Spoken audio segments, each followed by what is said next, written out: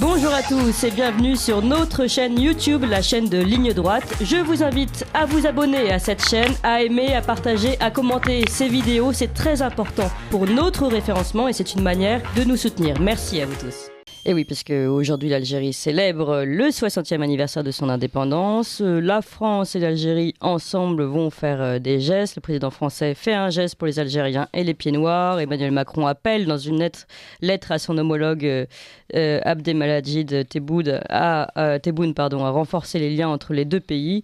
Il réitère également son engagement dans la réconciliation des mémoires et la reconnaissance de la vérité. Eh bien, parlons-en de la reconnaissance de la vérité et de la mémoire, car ce jour-là, ce 5 juillet 1962, il y a eu l'indépendance de l'Algérie, mais il y a eu les massacres d'Oran.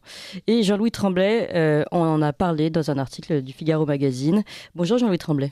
Bonjour Clémence. Je rappelle à tous nos éditeurs que Jean-Louis Tremblay est grand reporter, journaliste au Figaro Magazine.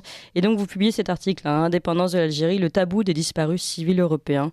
Il est en effet très important de rappeler également ce massacre qui a eu lieu ce même jour, connu pour être l'indépendance, le jour de l'indépendance de l'Algérie.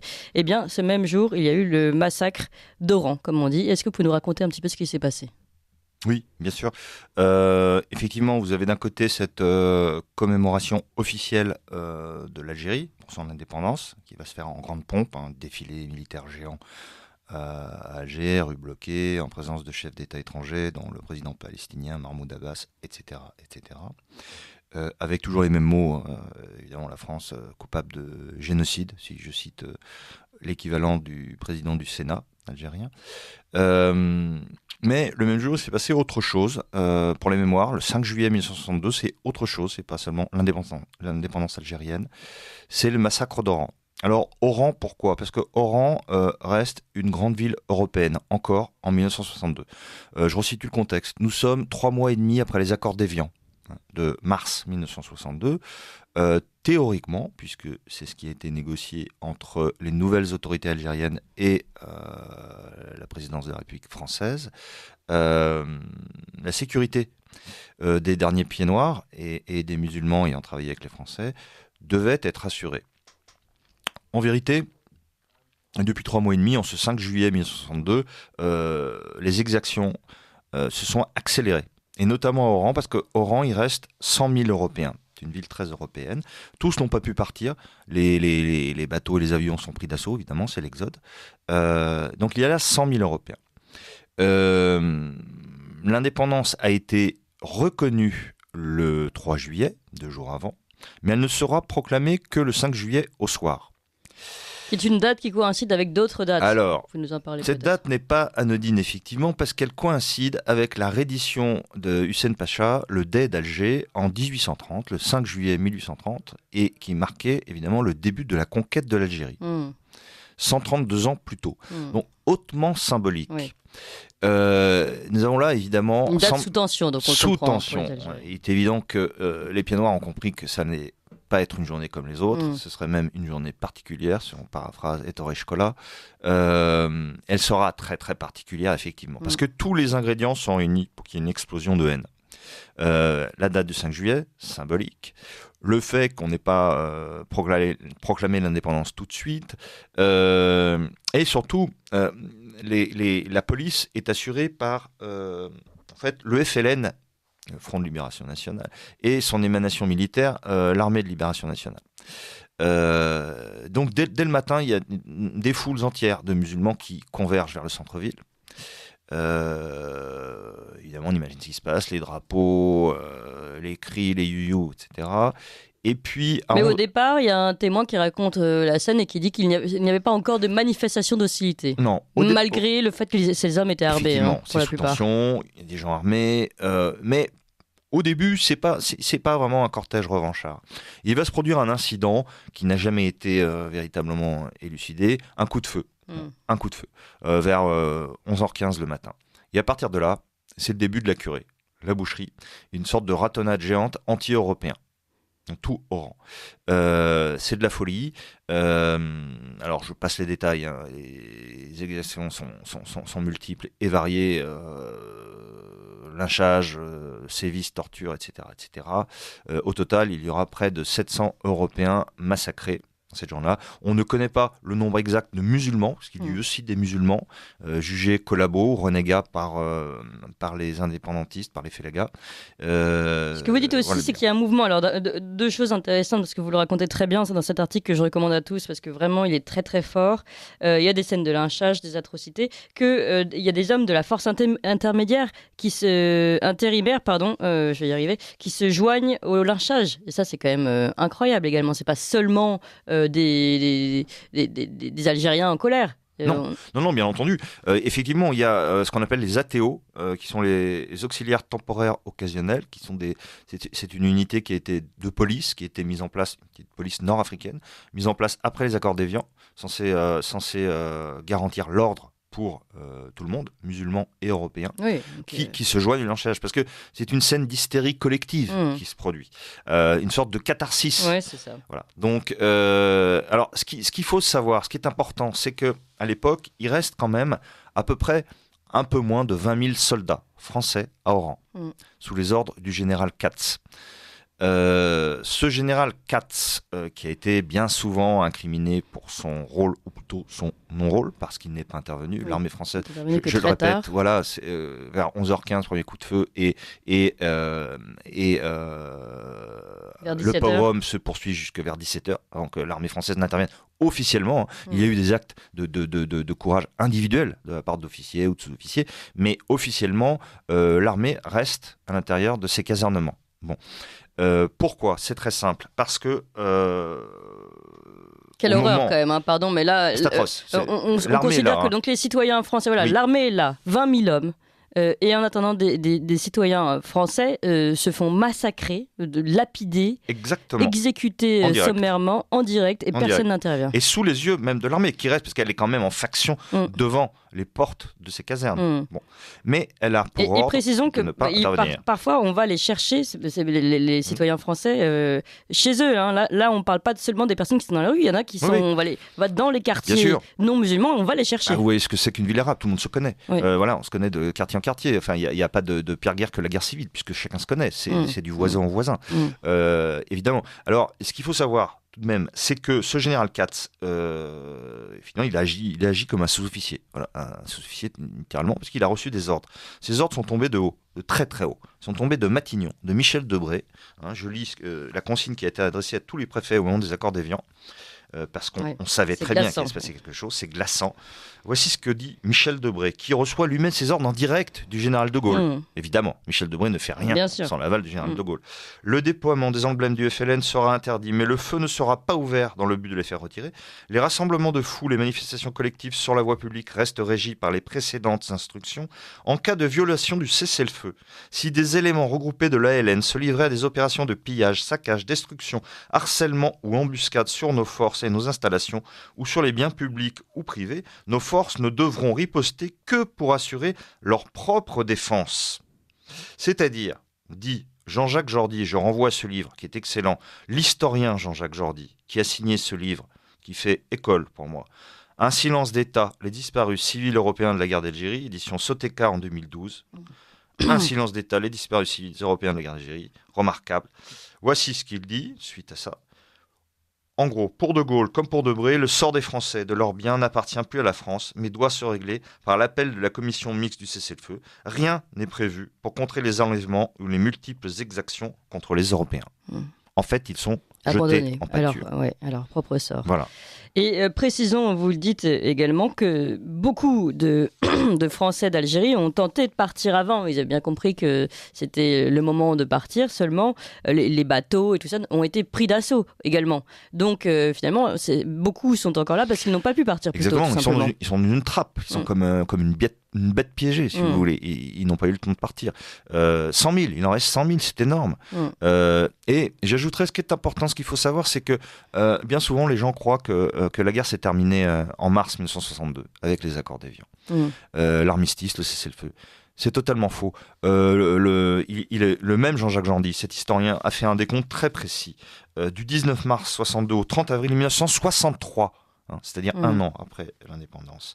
L'ambassade de France d'Alger recense 3093 disparitions, enlèvements ou arrestations, parmi lesquelles 306 personnes ont été tuées, 969 retrouvées vivantes et 1818 individus considérés comme disparus. Et je voudrais dire un mot sur ces fameux disparus, car c'est un sujet tabou, la guerre d'Algérie. Il ne faut surtout pas en parler parce qu'il ne faut pas fâcher. Les gouvernements français ont toujours un problème avec ça parce qu'il ne fallait pas fâcher l'interlocuteur algérien. Ça, on n'a toujours pas trop évolué là-dessus. Exactement. Et je peux en dire 2 mots, Clémence ? Bien sûr, on a le temps. Alors, il a fallu attendre le début des années 2000, soit 40 ans après la fin de la guerre d'Algérie, c'est énorme, pour qu'enfin, les archives françaises du ministère des Affaires étrangères s'ouvrent aux chercheurs, comme le dit Jean-Jacques Jordi, celui que je viens de nommer, cet excellent historien, et qu'ils puissent aller fouiller dans les cartons pour voir ce que sont devenus ces disparus. C'est-à-dire donc des gens qui ont disparu du jour au lendemain, après le 19 mars, et dont les proches, les familles, les aïeux n'ont plus jamais entendu parler. C'est-à-dire qu'ils ne peuvent même pas faire leur travail de deuil. Oui.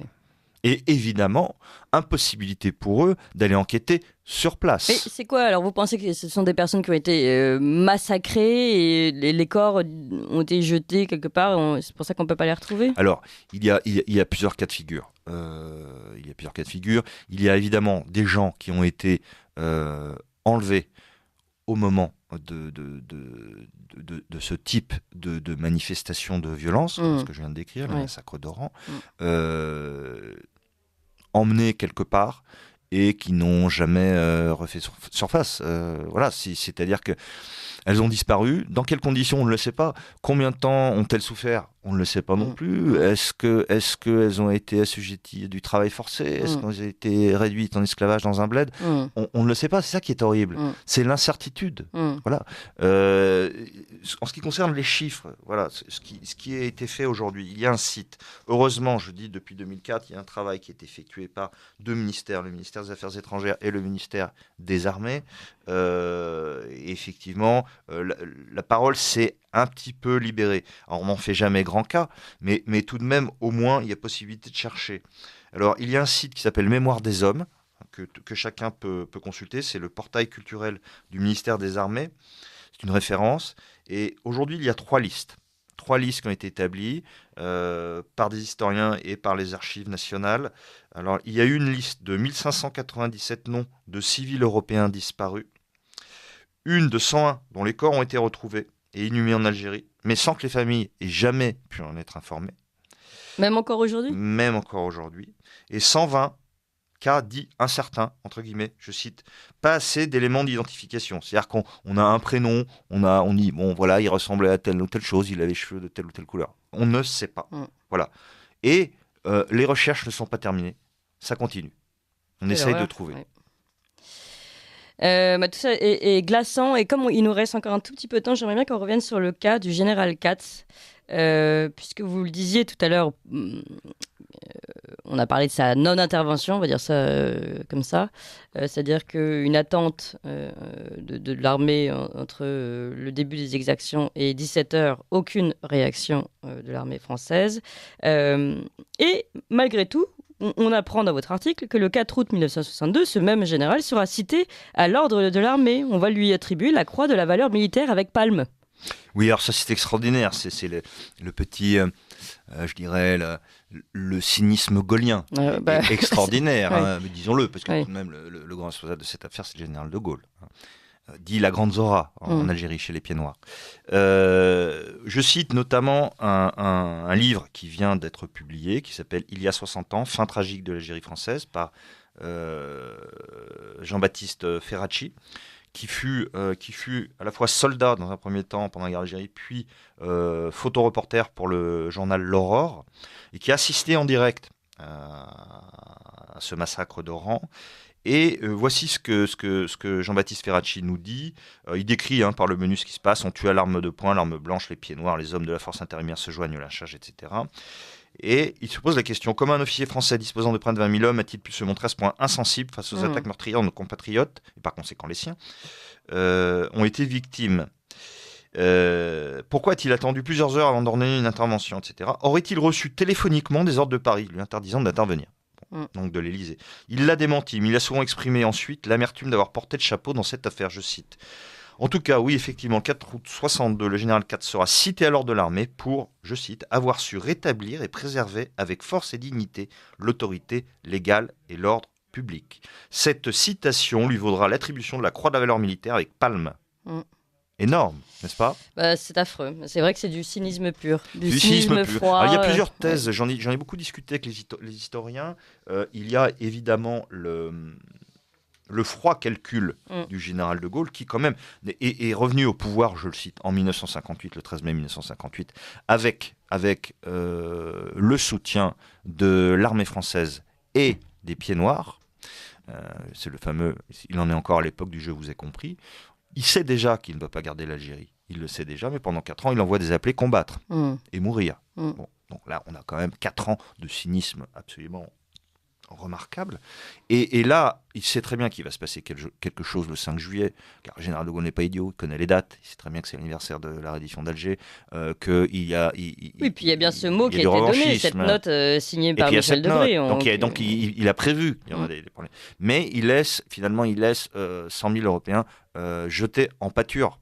Pour ne pas faire trop de vagues. Alors, pour ne pas faire de vagues, ça c'est sûr, mais aussi certains prétendent peut-être pour mettre les nouvelles autorités algériennes dans la difficulté. Ils disent, vous voyez, vous avez vu, oui, ça va très loin. C'est-à-dire qu'on utilise ces gens qui sont finalement prisonniers, parce qu'ils ne peuvent pas prendre ni bateau ni avion, et on dit, voilà, mais ce sera vous le responsable des massacres. Donc on laisse mourir. Il a voulu retourner un petit peu le poids de la culpabilité. Ah bon, vous n'avez pas voulu être français ? C'est aussi du De Gaulle. Je vous ai proposé, vous n'avez pas voulu être français ? Vous m'avez dit non, à moi, le général de Gaulle. Eh bien voilà ce qui va se passer. Mais c'est vous qui avez endossé la responsabilité. Sauf que ça ne s'est pas produit comme ceci devant le tribunal de l'histoire. C'est que finalement, aujourd'hui, qui est accusé de génocide ? Ce sont les Français. C'est-à-dire qu'aujourd'hui, peu de gens vont parler de ces massacres de rang et des disparus civils européens et musulmans. Et musulmans, vous faites bien de le rappeler. Et je ne parle pas des harkis, qui est encore un autre sujet incroyable. Bien sûr. Eh bien, merci beaucoup Jean-Louis Tremblay. C'était très important de vous recevoir aujourd'hui et d'aborder cette version de l'histoire trop méconnue, ces massacres d'Oran, à l'occasion de la grande fête qu'on risque d'entendre également en France. L'immense Fantasia. Voilà, des 60 ans de l'indépendance algérienne. Drapeau vert et you-you partout. Voilà, mais écoutez, ce soir, si vous entendez des you-you partout, prenez l'article de Jean-Louis Tremblay et lisez-le. Merci à vous, Jean-Louis Tremblay. Vous appréciez cette émission ? Alors aidez Radio Courtoisie à en produire d'autres, en indépendance totale. Rendez-vous sur soutenir.radiocourtoisie.fr. Merci d'avance.